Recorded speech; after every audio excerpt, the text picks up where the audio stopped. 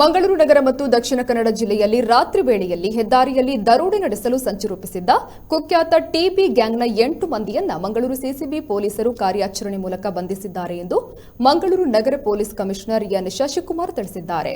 ರಾತ್ರಿ ಮಂಗಳೂರು ಗ್ರಾಮಾಂತರ ಠಾಣೆಯ ವ್ಯಾಪ್ತಿಯ ಉಳಾಯಿಬೆಟ್ಟು ಗ್ರಾಮದ ಪರಾರಿ ಎಂಬಲ್ಲಿ ಇನೋವಾ ಕಾರನ್ನ ರಸ್ತೆ ಬದಿ ಪಾರ್ಕ್ ಮಾಡಿ ಮಾರಕಾಯುಧಗಳೊಂದಿಗೆ ಗುಂಪಾಗಿ ನಿಂತುಕೊಂಡು ಹಾದು ಹೋಗುವ ವಾಹನಗಳನ್ನು ಆರೋಪಿಗಳು ಅಡ್ಡ ಹಾಕಲು ಯತ್ನಿಸ್ತಾ ಇದ್ರು. ಈ ವೇಳೆ ಆರೋಪಿಗಳನ್ನು ಬಂಧಿಸಲಾಗಿದೆ ಎಂದು ತಿಳಿಸಿದ್ದಾರೆ.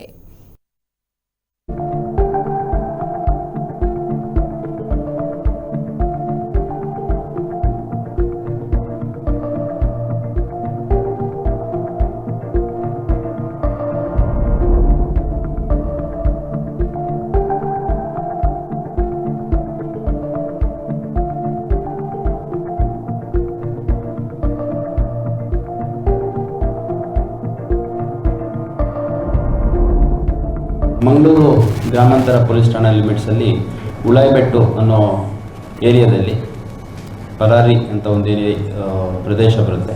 ಆ ಪ್ರದೇಶದಲ್ಲಿ ಬೆಳಗಿನ ಜಾವ ಸುಮಾರು 2:30 ಸಮಯದಲ್ಲಿ ಒಂದು ಇನೋವಾ ಕಾರಲ್ಲಿ ಸುಮಾರು 8 ಜನ ಅವರ ಹತ್ರ 2 ತಲ್ವಾರು, 2 ನೈಫು, 1 ಡ್ರ್ಯಾಗನ್ನು ಮತ್ತು 7-8 ಮೊಬೈಲು ಮತ್ತು 5 ಮಂಕಿ ಕ್ಯಾಪ್ ಇಷ್ಟೆಲ್ಲ ಇರುವಂಥದ್ದು, ಜೊತೆಗೆ ಖಾರದ ಪುಡಿ ಇದೆಲ್ಲ ಇಟ್ಕೊಂಡು ಒಂದು ಹೆದ್ದಾರಿ ಡಕಾಯಿತಿ ಮಾಡಲಿಕ್ಕೆ ತಯಾರಿ ನಡೆಸಿದಂಥ ಒಂದು ಗ್ಯಾಂಗನ್ನು ನಮ್ಮ CCB ಅಧಿಕಾರಿ ಸಿಬ್ಬಂದಿಗಳು ಮತ್ತು ಅಲ್ಲಿ ಸ್ಥಳೀಯ ರೂರಲ್ ಪೊಲೀಸ್ ಠಾಣೆಯ ಅಧಿಕಾರಿ ಸಿಬ್ಬಂದಿಗಳು ಜಂಟಿ ಕಾರ್ಯಾಚರಣೆ ಮಾಡಿ ವಶಕ್ಕೆ ತೊಗೊಂಡಿದ್ದಾರೆ.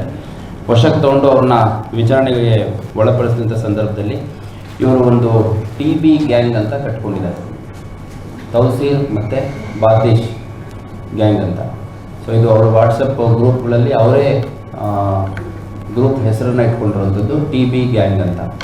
ಇದರಲ್ಲಿ ತೌಸೀರ್ ಏನಿದ್ದಾನೆ, ಇವನ ಮೇಲೆ ಈಗಾಗಲೇ 9 ಪ್ರಕರಣಗಳು ದಾಖಲಾಗಿದ್ದಾವೆ.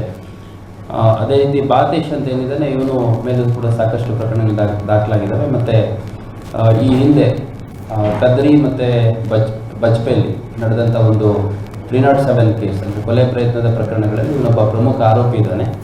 ಇವನು ಸದ್ಯ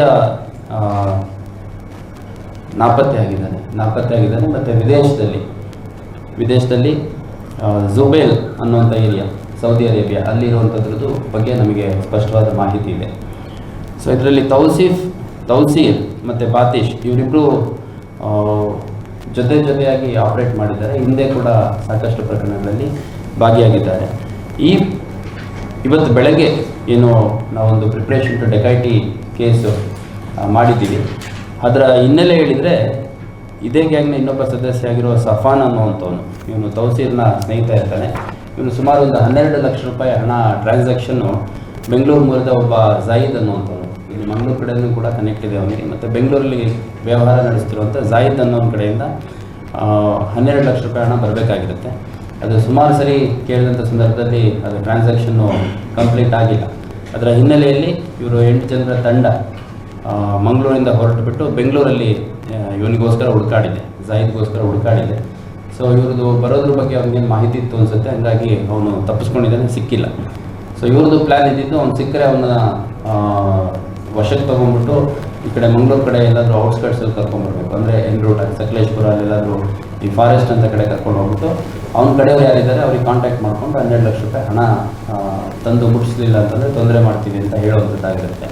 ಮತ್ತು ಅಕಸ್ಮಾತ್ ಅವನು ಕೊಡೋದಕ್ಕೆ ರೆಫ್ಯೂಸ್ ಮಾಡ್ದ ಅಥವಾ ಕೊಡಲಿಕ್ಕೆ ಅವನ ಕಡೆ ಯಾರಿದ್ದಾರೆ ಅವ್ರು ಸಹಕಾರ ಮಾಡಲಿಲ್ಲ ಅಂತಂದರೆ ಅವನ್ನ ಮರ್ಡರ್ ಮಾಡಲಿಕ್ಕೆ ಕೂಡ ಇವರು ಸಂಪೂರ್ಣವಾಗಿ ತಯಾರು ಮಾಡಿಕೊಂಡು ಹೋಗಿರ್ತಾರೆ. ಸೊ ಅಲ್ಲಿ ಬೆಂಗಳೂರಲ್ಲಿ ಸಿಗದೇ ಇದ್ದರ ಹಿನ್ನೆಲೆಯಲ್ಲಿ ಮತ್ತು ಮಂಗಳೂರು ಹೊರಭಾಗದಲ್ಲಿ ಬಂದ್ಬಿಟ್ಟು ನಿಲ್ಸಪ್ಪ ಒಂದು 5 ನಿಮಿಷ. ಮಂಗಳೂರು ಹೊರಭಾಗದಲ್ಲಿ ಇವತ್ತು ಬೆಳಗ್ಗೆ ಹೆದ್ದಾರಿಯಲ್ಲಿ ಹೋಗುವಂಥ ವಾಹನಗಳನ್ನು ಅಡ್ಡ ಹಾಕ್ಬಿಟ್ಟು ಅವನ್ನ ದರೋಡೆ ಮಾಡಲಿಕ್ಕೆ ಸಂಚು ಹಾಕಿ ಕೂತಿದ್ರ ಹಿನ್ನೆಲೆಯಲ್ಲಿ ಅವ್ರನ್ನ ವಶಕ್ಕೆ ತೊಗೊಂಡಿದ್ದೀವಿ.